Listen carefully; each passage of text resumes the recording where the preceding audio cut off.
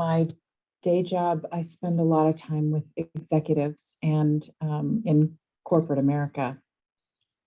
And I've also spent about 5 years on the beliefs that empower police violence. So I've really like dove through the research on some of these institutional structures that are actually formed on a certain type of masculinity.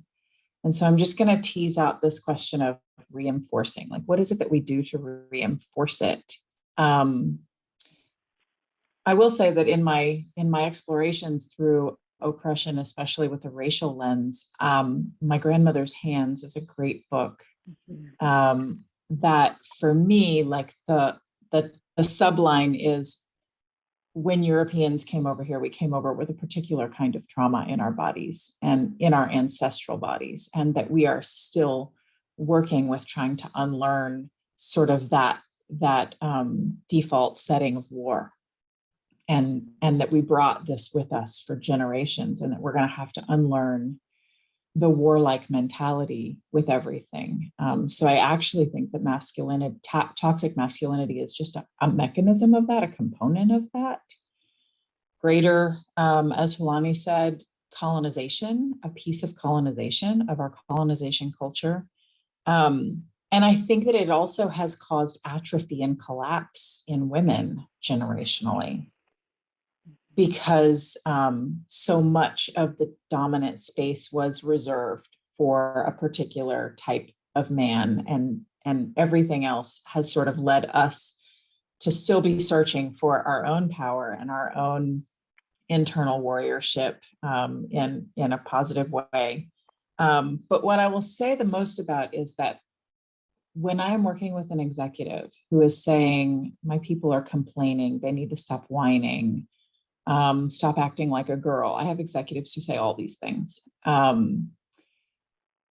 the end of the day, those institutions and those industries are created by belonging. We have a natural wiring to feel like we belong in a village. And if that is the way that we reinforce it, then that's also the way out of it, is that we have to create safety and belonging for a different way of being. And the more of those spaces that people have the option to choose and be involved in, the less we will reinforce generation after generation.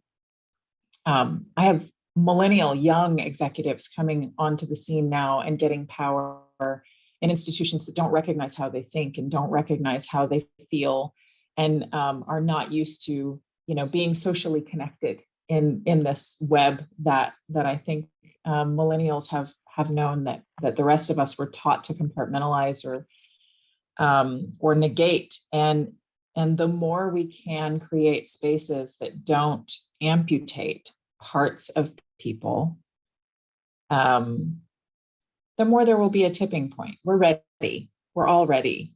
All the things are pointing us towards this awakening from our own colonized minds.